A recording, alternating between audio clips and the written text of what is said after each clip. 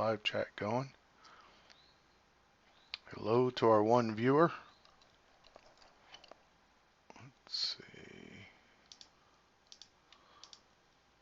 Pop out the chat.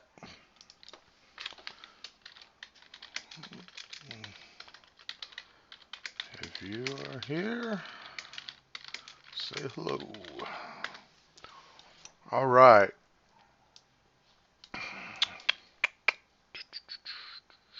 Okay. I believe we are live. We are good. We are going. All right. Just a reminder, guys, y'all can follow me on X at Uncle Jonathan TV. We are simulcasting on Spaces. If you would like to add to the conversation, please follow on Spaces and raise your hand, and I will let you in. You will be a part of the cast. Also, if you're not the kind of person that likes to talk, feel free to say hello in the live chat and make any questions or comments. I will be checking it frequently throughout this. And like I said, this show works because of your input. And so we're still new. We're still gathering supporters, and we're still gathering followers, but every video it goes up and up and up, and I can tell you I've already made 3 cents on Rumble, so I'm a rich man. So okay, let's get into the topic. I got probably about 45-50 minutes. I want to be able to do my 6 p.m. Broadcast, so I wanted to go ahead and broadcast here for what time I had before I have to bug out. And let me get my browser up. So this makes more sense because we will do a lot of testing here. And thank you guys for being patient. I went back and listened to some of the other previous episodes. I know there's some technical issues. There's probably points where it's annoying to listen to me because I'm trying to click and read and do more than one thing at a time. And I just appreciate your patience. I appreciate the fact that anybody is watching and interested in any of these topics. So, all right, let's get into it. It's 5:04, and today's topic, or this episode's topic, is, let me go back and read it the way I wrote it. How about that? Is going to be, where does free speech, or where does sedition and free speech collide? Okay, let me go back and read it the way I wrote it. How about that? Let me get out of here. Okay, so I was hearing myself there for a minute. You may have heard me echoing. All right, so let's get down to it. What is sedition? Well, that is a good question. In the most vaguest sense, not Las Vegas sense, but in the most vague sense of the word, sedition really includes any speech or action which can be interpreted by the government as opposing, defaming, demoralizing other citizens, other subjects of that government. Obviously, in the most extreme cases, encouraging them to actually take action, revolt, commit crimes, assassinations, stuff like that. So, why is it important that we have this discussion? If you think about that loose, vague definition I gave you, just about anything, right, can be considered sedition. Especially anything that happens today in our political environment. If that was the broadest definition that you used, right, every politician, everybody run for a campaign, probably everyone that tweets on Twitter could be accused of sedition. We have had a history, an interesting, complicated history of sedition. And I've read several articles today. Of course, I bookmarked them under my wrong profile. Guys, okay, let me pick them up here. So it starts in 1798. We have what we call the Alien and Sedition Act. And, okay, this should be fine here, as long as I just Take out my bookmarks bar. Okay, so in 1798 was when the United States first had to pass a Sedition Act, or first did pass one. And what was going on is you had this huge debate. It was political from the word start. You had a very tense relationship between the Federalist Party, which advocated for a strong central government, and then you had the Democratic Republican criticism of the Federalist policies. And it got to the point to where, does this sound familiar at all, that the Federalists felt that the Democratic Republicans were doing something more than simply criticizing their government, acting in free speech, or carrying out even their duties, right, as representatives in the new republic. The Federalists, sincerely or insincerely, wanted to basically criminalize some of that criticism. So simply put, they wanted to say that there was a line that you could go and you're no longer simply exercising free speech, but you're actually acting out, or you're actually carrying out behavior that is detrimental to the government itself. Now, of course, that's what the guys who want a strong central government would say. But on the other hand, you could also say, well, if you're going to have a government at all, right, there has to be something to keep Jughead and a few of his friends that have nothing better to do but cause chaos, or they think they're going to be the warlords of this new republic because there's no king to stop them. There's a weak army. Maybe they're friends with half the guys in the army.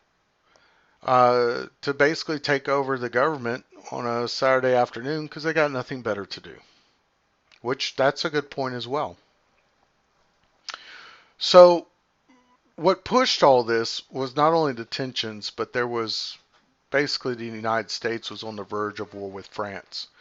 There were some issues that I don't think really we got to get into, but let's just say the Federalists wanted to go to war with France, and the Democratic Republicans did not.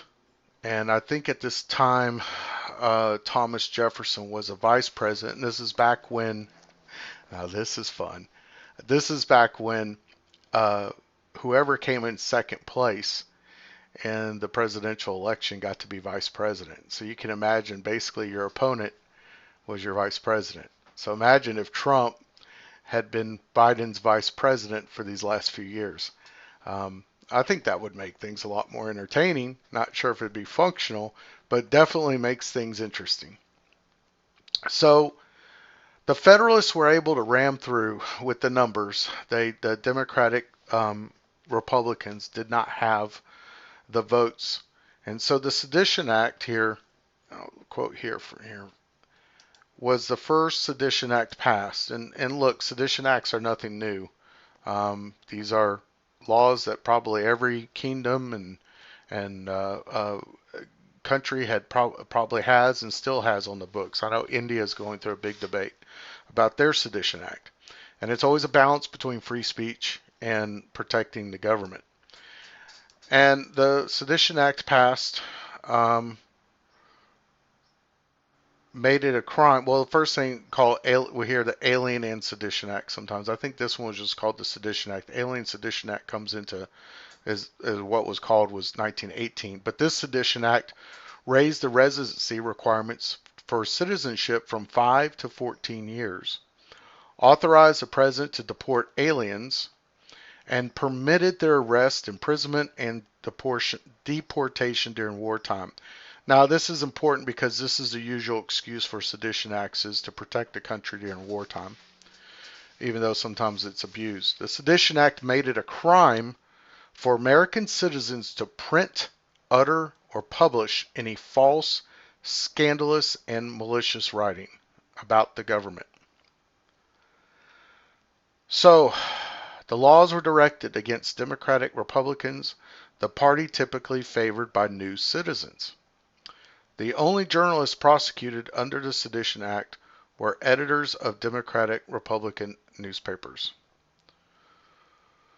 All right, well, that's probably all you need to know about the 1798 Sedition Act.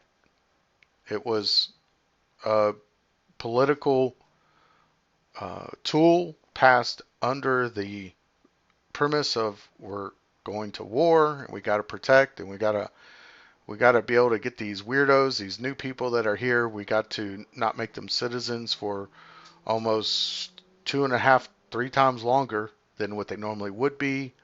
We got to have the ability to jail them. We got to have the ability to arrest and convict anyone on a federal level that has printed, uttered, or published any false, scandalous, or malicious writing about the government. So basically, any criticism of the government, and then the way the law was used, as we talked about in the last second before last podcast on this new paramilitary law that is currently in Congress, it was only used against the people who opposed the folks who passed it, the Federalists. There's nothing new underneath the sun. There really isn't. What else you need to know about the Sedition Act? This is the beginning of the United States trying to define sedition. And of course, Thomas Jefferson opposed the act. He was a Democratic Republican. And so he knew this bill was aimed at suppressing the speech of him and his allies and any criticism of the government and the way they were wrestling for would we have a strong central government or would we have a weaker central government. Thomas Jefferson obviously was in favor of a weaker central government. A lot of the immigrants that were coming to U.S. were found favor. They found that they were more welcome, or they found that they thought the Democratic Republican ideas were a little bit more aligned with them. The Democrat Republican Party actually becomes the Democrat Party of today. Even though platforms and views and positions change, the Democratic Party did change. And now everything's up in the air. It used to be the Republican Party was the more the war-prone party, probably advocated for more of a stronger central government, more of a federal authority. And now, I would say in the last, I would say probably since about probably about the Tea Party time, probably about 2010, it has become in the last 12, 13 years probably more libertarian than it's ever been. They've almost switched spots, and you'll see that happen throughout history. It was the Democratic Party that supported slavery in the South that actually represented the South. That was kind of the South's party. And the Republican Party was founded on anti-slavery and was really the Northern Party. I mean, after the Civil War, if you said you were a Republican in the South, you were getting ran out of town. You could not get elected dog catcher. There was a lot of anger and bitterness towards Republicans because that was the Yankee, that was the North Party. Then all that flips again in the 60s during the Civil Rights Act, where the Democrats were not going to support civil rights legislation. LBJ had to cut deals with the Republicans. And then you saw slowly a shift from about the 70s onward to about the 90s when the South and the more conservative areas really switched to the Republican Party. But I digress, as I always do. So talking about what is sedition, boy, that was loosely defined, but it was aimed and enforced at a very small specific group of people. Just to kind of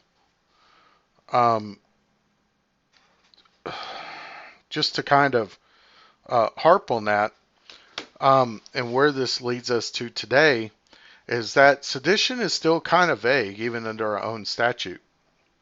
And we'll get to that here in a minute. But there was another time where there was an Alien Sedition Act that was passed and was later repealed, and that was during World War I. And that was used to jail people that just opposed the war, people that were conscientious objectors. This was the first real international war that the United States had ever gotten itself involved in.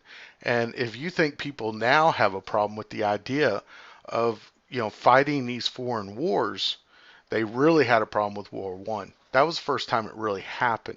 where the United States conscripted, drafted, tried to bring up people to send them overseas in order to fight a war that had nothing directly to do with the territorial United States. It's really where the United States started to become an international power. So there was a lot of people that just really conscientious objected, spoke out against it, thought it was an abuse of the government, thought it was an abuse of the troops, thought it was an abuse of their rights, that they had a right not to go to Europe and fight for, something that the United States was not directly involved in. Those people were jailed. A lot of them after the World War I ended, they were released, but a lot of those people had convictions for the rest of their life for violations of what then was called the Alien Sedition Act. All right, that's your history lesson. So let's go into what is sedition today.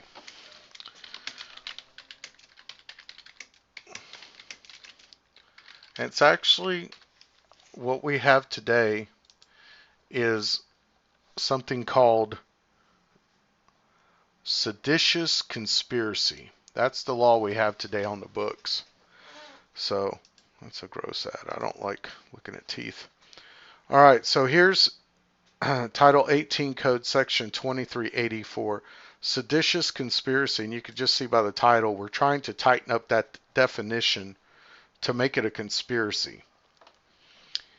If two or more persons in any state or territory or in any place subject to the jurisdiction of the United States conspire to overthrow, put down, or to destroy by force the government of the United States, or levy war against them, or to oppose by force the authority thereof, or by force to prevent, hinder, or delay the execution of any law of the United States, or by force to seize, take, or possess any property of the United States contrary to the authority thereof, they shall each be fined under this title or in prison for not more than 20 years or both. Now, believe it or not, this is going to tie in to the previous episode about is the government trying to ban militias, that we talked about the paramilitary private army Prevention Act that is currently sitting in the House Judiciary Committee. And I'll get to it here in a minute. So if you remember on January 6th, we have had there's two people I know of, and I think they had some co-defendants, but there's two people, Enrique Tarrio, the leader of the Proud Boys, and Stuart Rhodes, the leader of the Oath Keepers, have both been convicted and sentenced under this law, seditious conspiracy, right? Enrique Tarrio did not even enter the District of Columbia on January 6th. Stuart Rhodes was there January 6th, I believe, but he wasn't actually, he didn't actually hurt anybody, right? And his, defense is obviously, both these guys went to trial and pled not guilty, but they were convicted. So how did the government end up proving, or what evidence that they have that made them charge these guys, that made them not charge other people? Well, the seditious conspiracy, right? They're saying that they collected proof that they had weapons, they had stockpiled weapons, the allegations from the federal government. There are press releases. You know what? Let's read that.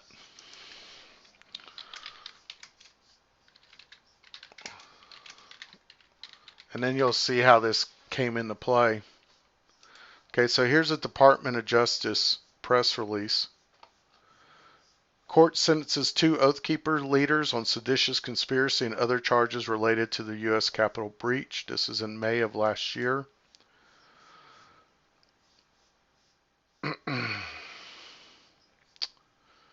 Rhodes and Meggs were found guilty on November 29, 2022, following an 8-week trial and 3 days of deliberation.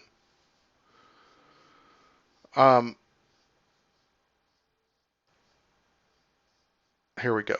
According to the government's evidence, the Oath Keepers are a large but loosely organized collection of individuals some of whom are associated with militias. Following the November 3, 2020 presidential election, Rhodes, Meigs, and others began plotting to oppose, by force, the lawful transfer of presidential power. Beginning in late December 2020, via encrypted and private communications applications, Rhodes, Meigs, and others coordinated and planned to travel to D.C. on or around January 6, 2021, the date of the certification of the electoral vote. The defendants also collectively employed a variety of manners and means, including organizing into teams that were preparing and willing to use force and to transport firearms and ammunition into Washington, D.C., recruiting members and affiliates, organizing trainings to teach and learn paramilitary combat tactics, bringing and contributing paramilitary gear, weapons, and supplies, including knives, batons, camouflage combat uniforms, tactical vests with plates, helmets, eye protection, radio equipment, to the Capitol grounds, breaching and attempting to take control of the Capitol grounds and the building on January 6, 2021 in an effort to prevent, hinder, and delay the certification of the Electoral College vote using force against law enforcement officers while inside the Capitol on January 6, continuing to plot after January 6 to oppose by force the lawful transfer of presidential power using websites, social media, text messaging, and encrypting messaging applications to communicate with each other and others. Okay, so then it goes in. Now, whether you believe they should have been convicted or not, or whether you believe they're guilty of seditious conspiracy or not, the government made their case based on these allegations. And I do believe that they did have evidence at trial. And I believe that evidence probably shows, what I know of those militia type fellows, is it probably was going along the manner of, in the most, put this in the most charitable way. I would imagine the communications were probably like, we can't let this happen. All right, let's do this. Let's do that. We're going to be there. We're going to make sure this doesn't happen. And then the next thing you know, you're there on the day that they're trying to transfer power, and you have basically, even though you haven't maybe necessarily done anything, Enrique Intario's case, he was in a hotel room in Virginia the whole time on January 6th, but he had weapons according to the government, and he was ready to do what they called quick reaction forces, which they were, I guess the messages indicated that they were ready should they be called in to flood DC and react with weapons. What's the purpose of all of this? Well, it's pretty hard to deny that the purpose of any of this was to remedy or prevent the Electoral College certifying the election, effectively Biden becoming president. That's the problem these guys had in these cases. In my mind, that's why they were convicted. We can argue about the punishment. We can argue about should the law have been applied, but they kind of gave the government everything they needed to level the charges. And this sedition law is because they come so close to free speech, and they come so close to probably other rights that we already have. Like you could say, what did Enrique Intario do wrong? He was in Virginia. All the firearms he had were legal. He had a legal right to possess the firearms. And while that might be true, he did not have the legal right under the Seditious Conspiracy Act to coordinate with other people to interfere with the certifying or any type of government function.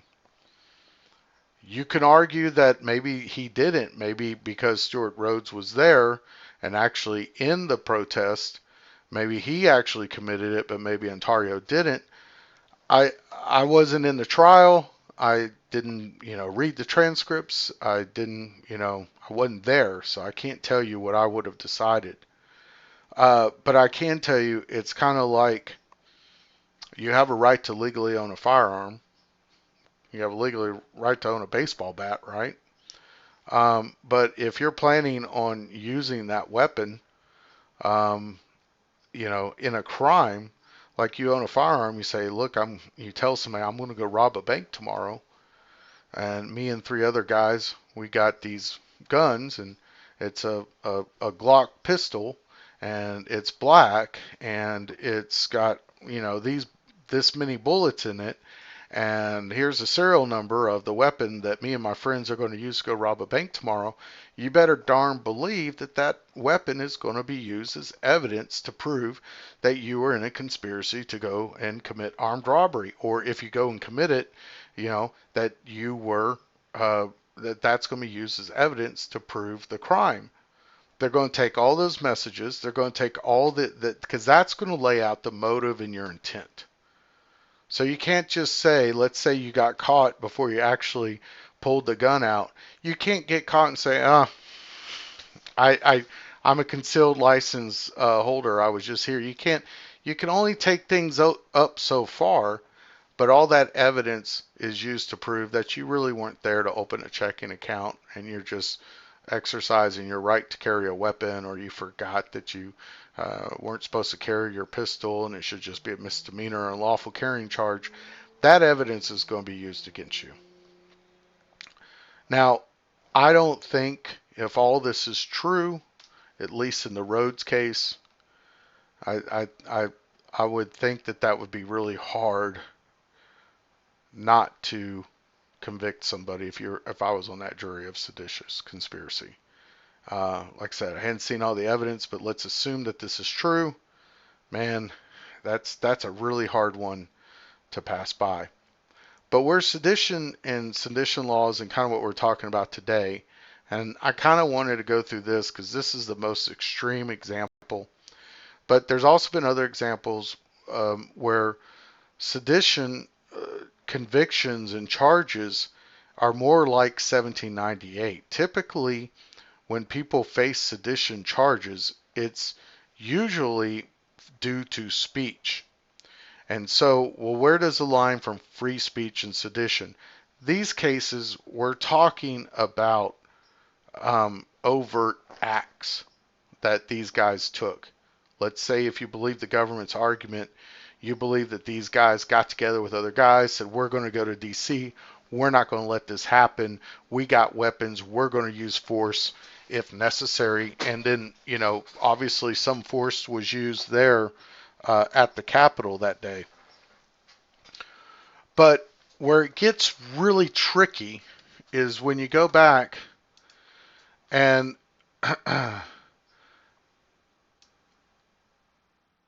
you conspire to overthrow, put down, or destroy. I'm reading from the text of the law. So you don't have to actually do it. You just have to conspire to, or levy war, or to oppose by force. So conspiring, that could include your speech, right? A conspiracy is nothing more than you talking to other people and saying, hey, would you like to go commit this crime? Sure, let's go commit it. All right, what does Bob want to do? I bet Bob would like to go commit this crime. At that point, you got a conspiracy. You got two other people, there's three of you, and you are going to go commit a conspiracy, commit a crime. So you are conspiring to commit a crime. So obviously in 1798, I believe that the law that they had then was abused. I believe it was abused in 1918 or World War I. It was abused, right? Later repealed and replaced with a more specific law. Seditious conspiracy meant to not go so far as to is to prevent the likeliness of it being abused simply against free speech. So now we got to understand what speech is considered seditious conspiracy and what speech can just be considered free speech or criticism or expressing a disgust with your government. And so what the line has typically been is when that speech, and all of this goes back to court precedents, which we can look up. I don't want to go all through it. It's already 5:30. But a lot of times it's speech where one standard that's used is there must be an imminent and direct threat created by that speech. So if somebody is saying, let's go over here and do this, let's go and attack, or let's go do any of these things in this statute, let's go do this, right? And then two people say, yeah, that's a good idea. You do that. And there was a terrorist that was convicted that I was reading about in more recent history, and he was advocating for bombings and assassinations and stuff like that. He wasn't just advocating; he was saying, "Let's go do that," right?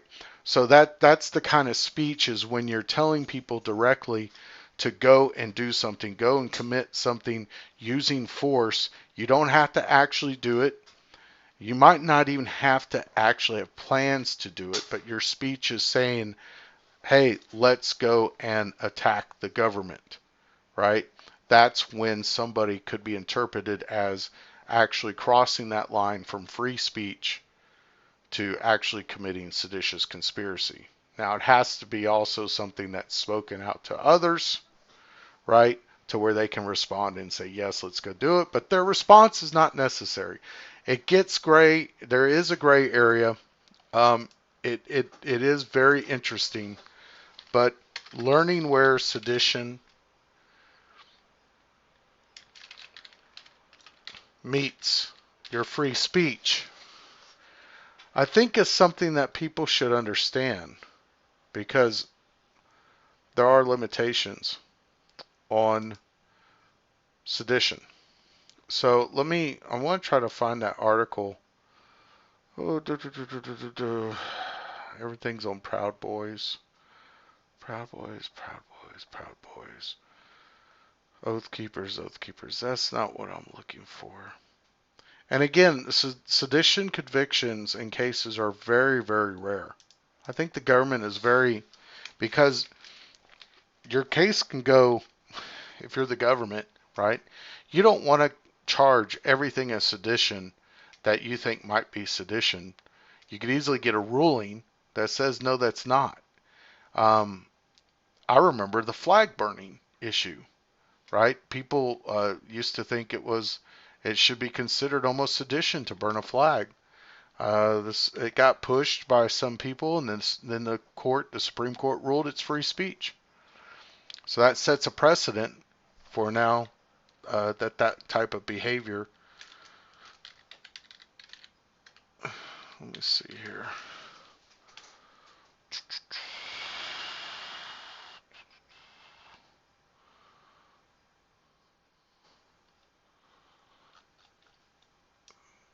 Sedition conviction. I was trying to look up that article.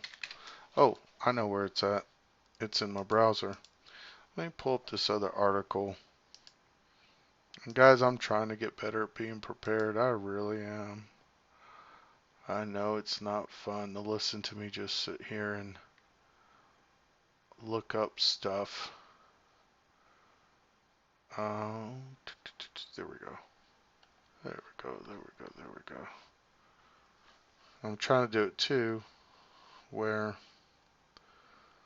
well, alright, I guess I can't find it.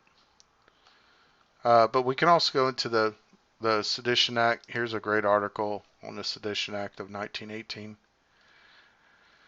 And the targets were to incite disloyalty within the military, use speech or written form in any language that was disloyal to the government, the Constitution, the military, or the flag, advocate strikes on labor production, promote principles that were in violation of the Act, and support countries at war with the United States. More than 2,000 cases were filed by the government under the Espionage Act of 1917 and the Sedition Act of 1918. Of these, more than 1,000 ended in conviction, so they had about a 50% hit rate. Sedition Act convictions upheld against First Amendment challenges. This is what we're talking about here. Justice Oliver Wendell Holmes established the clear and present danger test in Schneck versus the United States. And I believe the clear and present danger test, this was when it was, he made the classic statement of the clear and present danger test. The question in every case, this is a quote from Oliver Wendell Holmes, the question in every case is whether the words are used in such circumstances and are of such nature as to create a clear and present danger that they will bring about substantive evils that Congress has a right to prevent is a question of proximity and degree. When a nation is at war, many things that might be said in time of peace are such a hindrance to its effort that their utterance will not be endured so long as men fight, and that no court could regard them as protected by any constitutional right. So, especially in World War I, this was really used in support of the World War I effort. You know, we take for granted that we really haven't seen anything enforced like this in the recent wars. But it was a different time back then. Could be a different time like that again. But this act was later repealed in the 20s and then kind of replaced with seditious conspiracy. I think it was thought to be too heavy-handed. I think it was thought to be a little too much infringing on the free speech. And I think we've just become more of a society where we don't think that just because we're at war, we think that speeches should that your freedoms, especially constitutional protected freedoms, should not be restricted to that extent. But, you know, things can change. They typically do. But yeah, there's very few cases that you'll find of seditious conspiracy in the history of this country outside of a war situation. There was a terrorist, that's the article I was trying to find, that there was a terrorist that was probably convicted, I don't know, 10, 15, 20 years ago. He was one of these, you know, Islamic terrorist type of guys, you know, that telling people to go bomb things and go do things and commit violence against individual targets and stuff like that. So that is the kind of the textbook definition of sedition and how it can, you know, cross paths with free speech. But as we've seen, you know, in the history of it, it can be a fluid definition. Let's see if we got any chats here. Anybody that wants to talk? I'm going to have to wrap this up in probably the next 10 minutes. But I would love any comments that you guys may have. I know I'm getting a little low energy here. But I thought it's a very interesting topic considering that there have been some convictions out January 6th. I did kind of touch on it in the two episodes before where we were talking about what happened on January 6th and how some people did, in my opinion, definitely cross the line and open themselves up to the charges. And I don't tend to make any type of proclamations as far as who's guilty and who's not, except the fact that they were actually convicted. I got some stuff here on secession that I don't really want to get into. I think this should be another episode. But if you're interested in, look up Texas versus White and looking up the constitutionality or do states have a right to secede? I want you guys to think about this because we tend to think of secession, we tend to equivocate it with civil war, which obviously engaging in a civil war is actually, I don't think there's any way you can say that that doesn't meet the definition of seditious conspiracy, right? And but who says that a civil war is the only way a state can secede? Let's say if something happened, let's take Rhode Island because it's so small. And, you know, we just decided, the federal government just decided that, it's really expensive to have federal. We'd save a lot of money if Rhode Island was not a part of the United States. And Rhode Island said, we'd kind of like to not be. And through the process of the government, let's say that I don't know exactly how this would happen. I don't know if there'd have to be a constitutional amendment passed to allow Rhode Island to secede. But let's say it was voted on by Congress, it passed, it was ratified, and an amendment was added to the Constitution that said if Rhode Island wants to secede, that they can. And then Rhode Island holds a referendum, and according to their state constitution or their laws, then they now pass and they say, okay, we secede.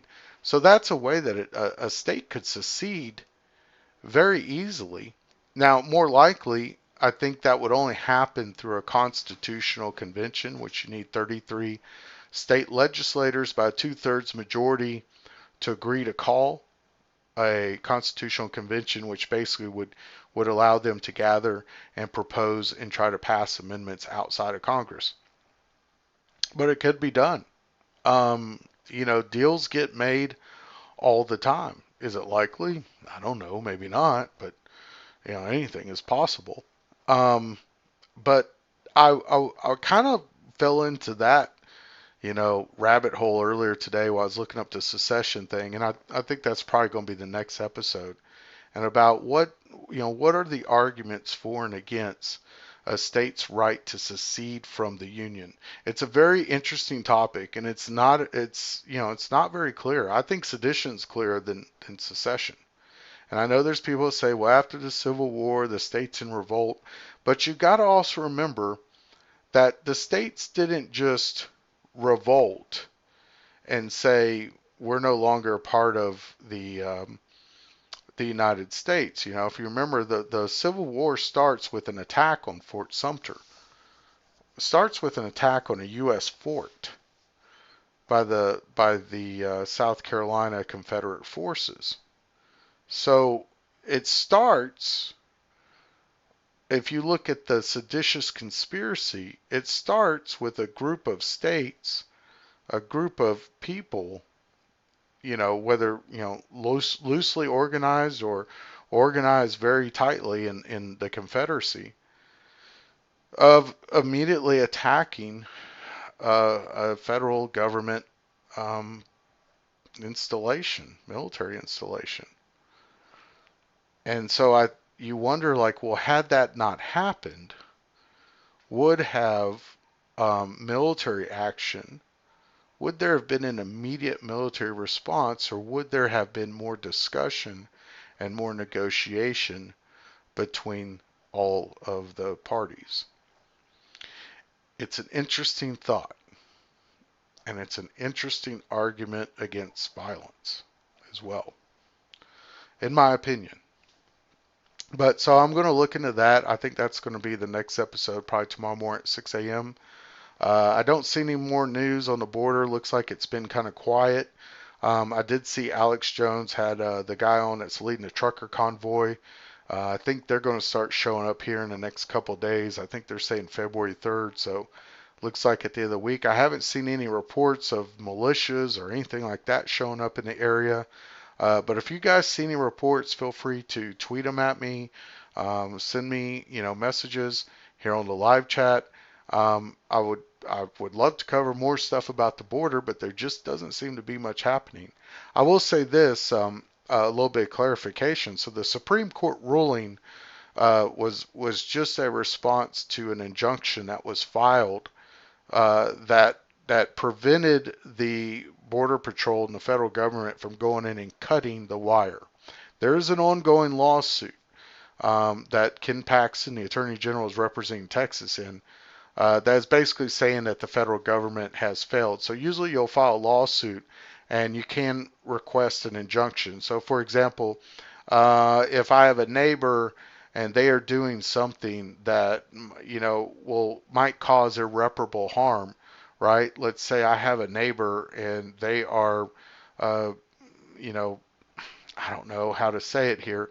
Let's say I have a neighbor and they're, you know, spraying some type of toxic cloud in their backyard every day, and I can't get them to stop, and they're causing damages. They're killing my plants. They're killing my pets. I can't go outside, right?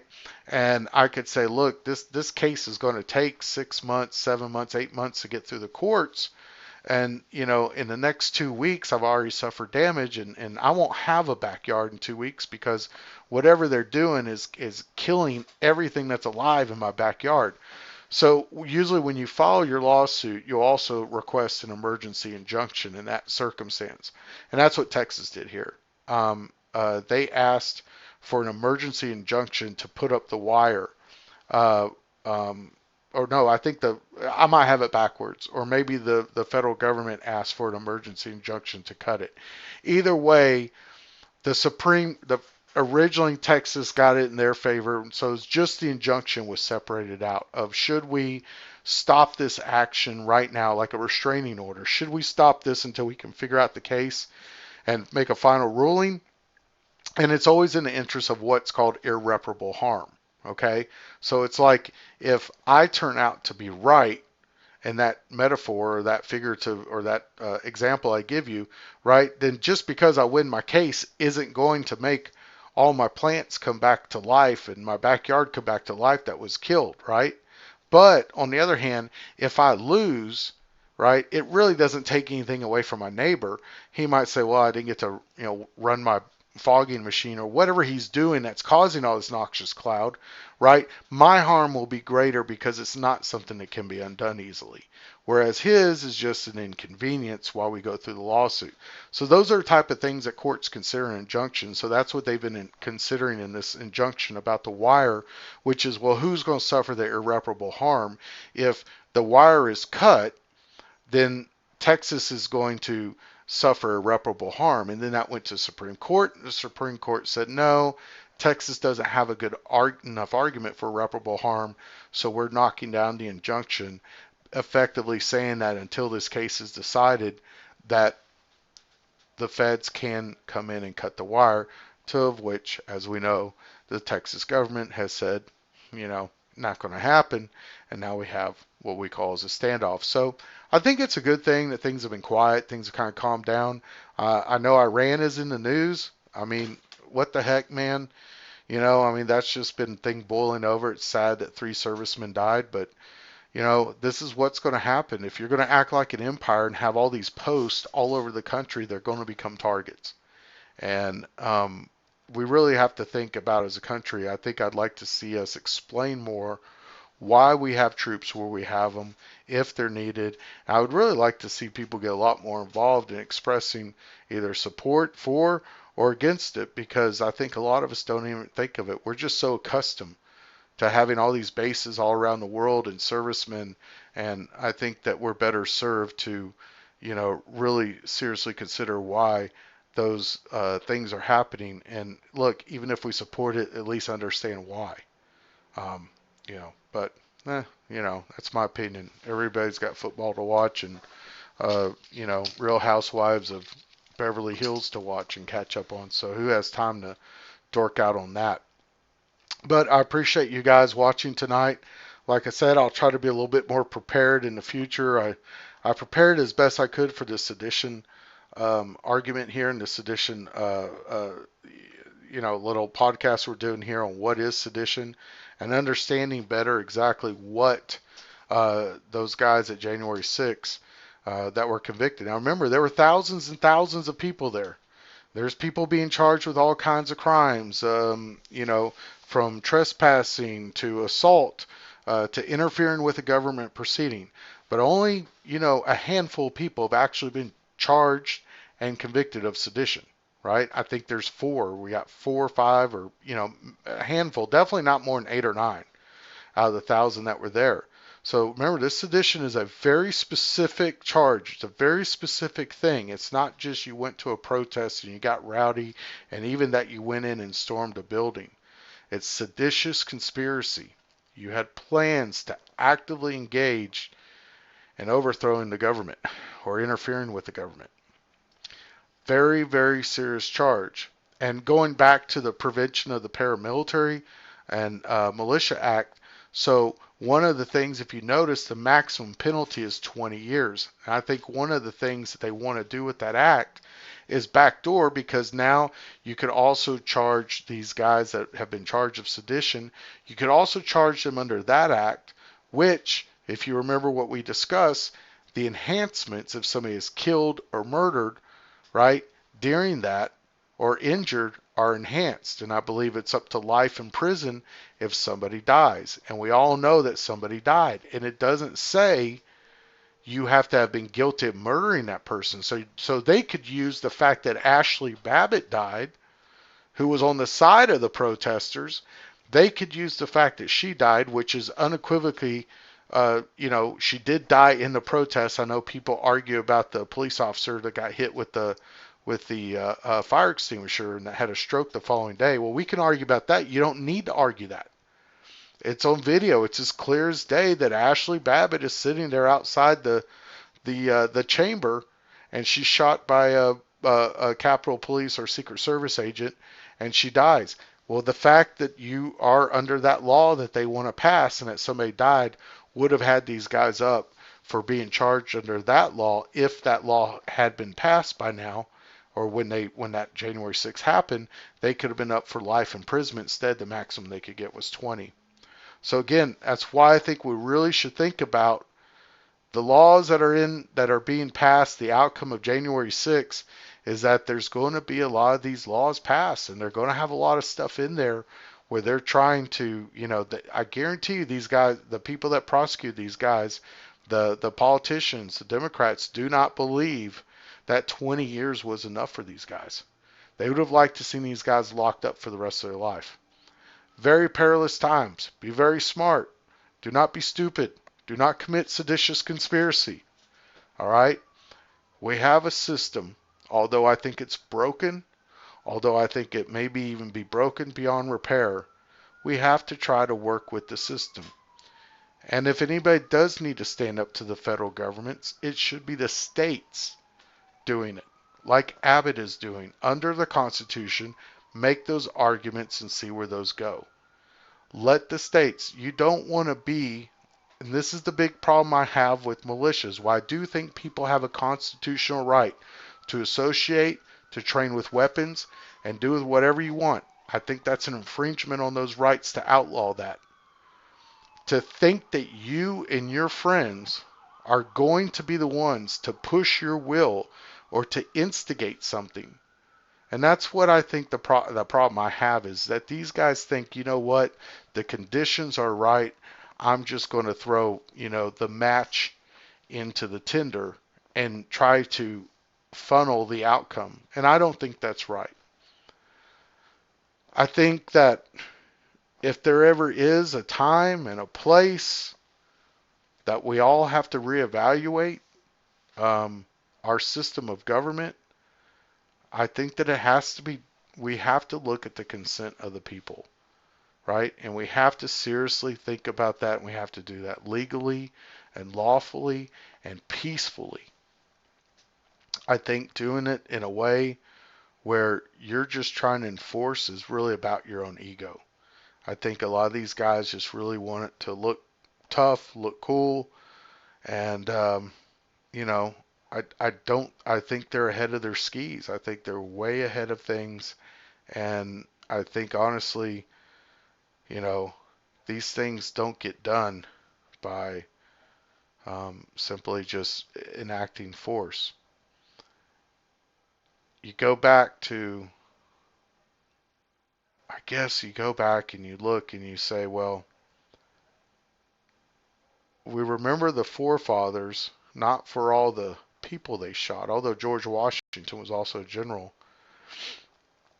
But we remember the principles. We remember their writings. Remember all the diplomacy, all the attempts they made, all the convincing they did of their fellow citizens of what needed to be done, and that these rights were inalienable. These rights were not permissions from the government. These were rights that we were born with, and that it was an obligation to oppose a government that they saw as tyrannical, that did not recognize the basic inalienable rights. You have to have a good argument. Brute force doesn't go anywhere. Doesn't go anywhere. It might work in the short term, but in the long term, it doesn't work.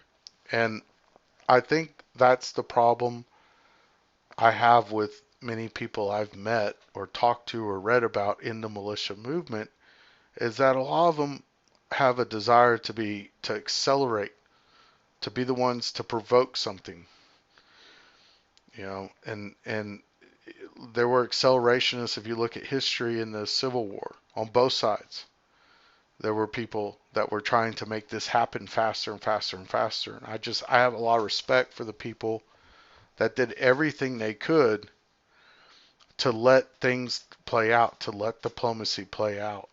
I mean, the Civil War could have happened. The problem over slavery was an issue from the founding of the country. And it could have happened at any point from 1776 to 1860. The Civil War could have been fought over slavery very easily, in my opinion.